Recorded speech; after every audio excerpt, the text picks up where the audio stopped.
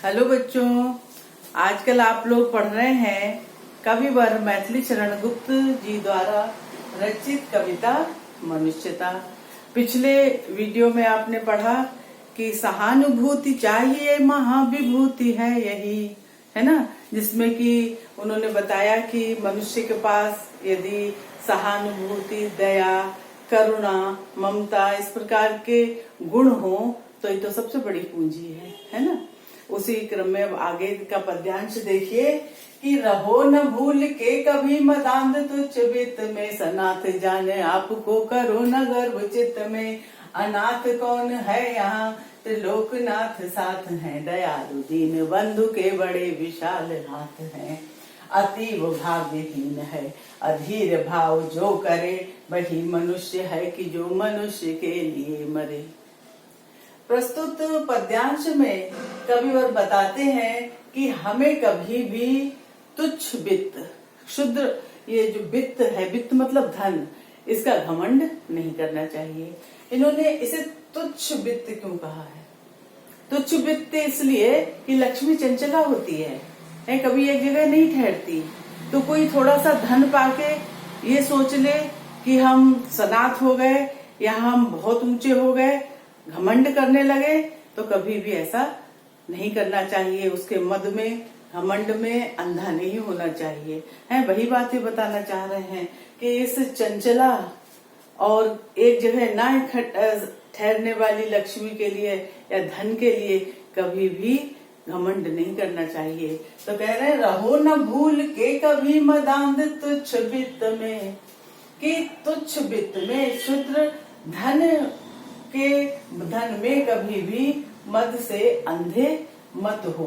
कभी भूल के भी धन का घमंड मत करो, है ना।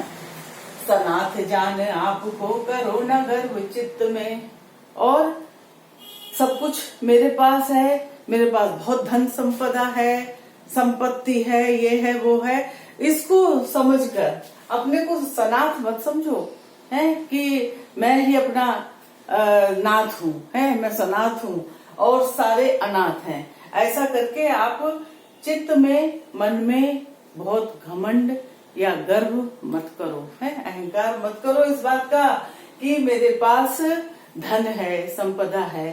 कभी इसके मद में अंधे मत बनो, ठीक है। कह रहे अनाथ कौन है यहाँ? यदि तुम धन संपदा से युक्त होते हुए अपने को सनाथ मानते हो तो अनाथ कौन है? यहाँ तो अनाथ तो कोई भी नहीं है, क्योंकि यहाँ त्रिलोकनाथ साथ है। अनाथ कौन है यहाँ? त्रिलोकनाथ साथ है। भाई देखो, जब ईश्वर की कृपा होती है तो किसी को डरने की कोई बात ही नहीं। सबके साथ भगवान है, तीनों लोकों के नाथ अर्थात ईश्वर सबके साथ है। तो अनाथ कौन है? अनाथ कौन है? कोई भी अनाथ नहीं, क्योंकि भगवान तो सबका है। दयालु दीन बंधु के बड़े विशाल हाथ हैं। कह रहे दयालु दीनों के बंधु ईश्वर के बड़े विशाल हाथ हैं। कहते ना कि ईश्वर की बड़ी बड़ी बाहें हैं। कहने का मतलब ईश्वर चाहे तो क्षण में कुछ और क्षण में कुछ कर सकता है ना।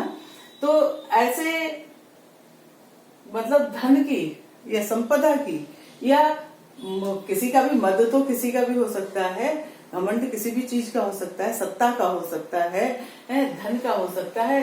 तो कभी भी भूल कर भी कभी घमंड नहीं करना चाहिए, क्योंकि दयालु दीन बंधु के बड़े विशाल हाथ हैं। दीनों के बंधु ईश्वर के, दयालु ईश्वर के बड़े बड़े हाथ हैं, विशाल हाथ हैं। अतीव भाग्यहीन है अधीर भाव जो करे, वही मनुष्य है कि जो मनुष्य के लिए मरे। अतीव भाग्यहीन है, कह रहे वो बहुत ही भाग्यहीन है जो जिनमें अधैर्य है, जिनमें धैर्य नहीं है, क्योंकि भगवान के घर देर है, अंधेर नहीं है। तो कह रहे हैं कि वो बहुत भाग्यहीन लोग हैं कि जो भगवान के निर्णय में या भगवान की कृपा के लिए अधीर हो उठते हैं कि अरे ईश्वर ने तो हमें ऐसा बना दिया, ईश्वर ने हमारे संग ऐसा किया है। तो कभी भी धीरज नहीं होना चाहिए, क्योंकि भगवान के घर देर है, अंधेर नहीं है। वो अधीर नहीं होना चाहिए, धैर्य नहीं होना चाहिए। तो कहते हैं वो भाग्यहीन है जो धैर्य होते हैं, वही मनुष्य है कि जो मनुष्य के लिए मरे। वास्तव में मनुष्य वही है जो मनुष्य के लिए मरता है। समझ में आ रहा है? बिल्कुल सीधा सीधा सा भाव है कि धन का घमंड, संपदा का घमंड कभी नहीं करना चाहिए और ना अपने को सनाथ मानना चाहिए, क्योंकि सबका मालिक एक है, करने वाला ईश्वर है। और इसलिए सब जो है वो जब त्रिलोकनाथ साथ हैं तो सारे सनाथ हैं, कोई भी अनाथ नहीं है। इस प्रकार से ये पद्यांश तुम्हें अच्छी तरह से समझ में आ जाना चाहिए। अब अगला देखो, अनंत अंतरिक्ष में अनंत देव है खड़े, समक्ष ही स्वभाव जो बढ़ा रहे बड़े बड़े, परस्पर अवलंब से उठो तथा बढ़ो सभी, अभी अमर्त्य अंक में अपंक हो चढ़ो सभी, रहो नयों की एक से न काम और का सरे, वही मनुष्य है कि जो मनुष्य के लिए मरे। कह रहे अनंत अंतरिक्ष में, ना अंत अनंत है ना, जिसका कोई अंत नहीं है, जो असीम है, जो असीम अंतरिक्ष है, उसमें अनंत देव जिनका कोई अंत नहीं है, ऐसे देव खड़े हुए हैं, जो समक्ष ही स्वभाव जो बढ़ा रहे बड़े बड़े, जो अपने हाथ ऐसे लोगों के लिए स्वयं उठकर आए हैं और हाथ बढ़ा रहे हैं, उनका स्वागत कर रहे हैं। किनका? जो कि दूसरों के लिए मरते हैं, जो परोपकार करते हैं। कह रहे हैं अनंत अंतरिक्ष में अनंत देव हैं खड़े, समक्ष ही स्वभाव जो बढ़ा रहे बड़े बड़े, जो स्वयं स्वागत के लिए आते हैं। ऐसे मनुष्य के लिए जो कि दूसरों का उपकार करता है, दूसरों के लिए मरता है, ऐसे लोगों के लिए जो उदार हैं, जो दयालु हैं, जो दानी हैं, ऐसे लोगों के लिए स्वयं अनंत देव हैं, स्वयं उठकर अपने हाथ बढ़ा रहे हैं, स्वागत कर रहे हैं। किनका? जो लोग दयालु हैं। ठीक है। अनंत अंतरिक्ष में अनंत देव हैं खड़े, समक्ष ही स्वभाव जो बढ़ा रहे बड़े बड़े, जो स्वयं स्वागत के लिए आए हैं। ईश्वर स्वयं स्वागत के लिए आया है। परस्पर अवलंब से उठो तथा बढ़ो सभी, अभी अमर्त्य अंक में अपंक हो चढ़ो सभी। कह रहे परस्पर अवलंब, एक दूसरों की सहायता। अवलंब माने सहारा है, तो परस्पर एक दूसरे का सहारा बनो और उठो तथा सभी लोग आगे बढ़ो। एक दूसरे की सहायता करते हुए उठो और आगे बढ़ो। है परस्पर अवलंब से उठो तथा बढ़ो सभी, अभी अमर्त्य अंक में अपंक हो चढ़ो सभी। और कह रहे हैं अमर्त्य अंक मतलब देवता का अंक, ईश्वर की गोद।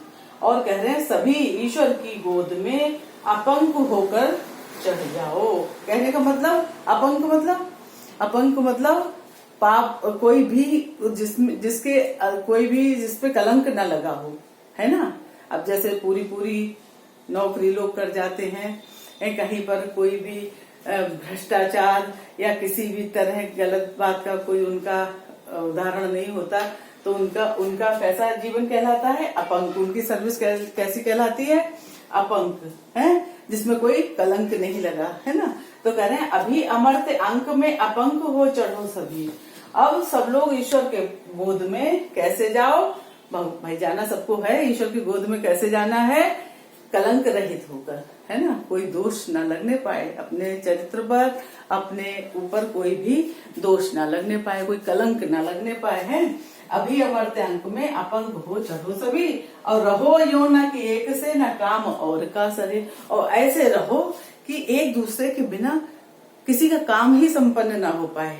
हम इतने काम वाले, मतलब किसी के लिए इतने सहायक हों कि हमारे बिना किसी का काम ही ना चल पाए, एक दूसरे के बिना किसी का काम ही ना चले। हैं तो वही मनुष्य है कि जो मनुष्य के लिए मरे, मतलब सबके लिए उपयोगी बनो।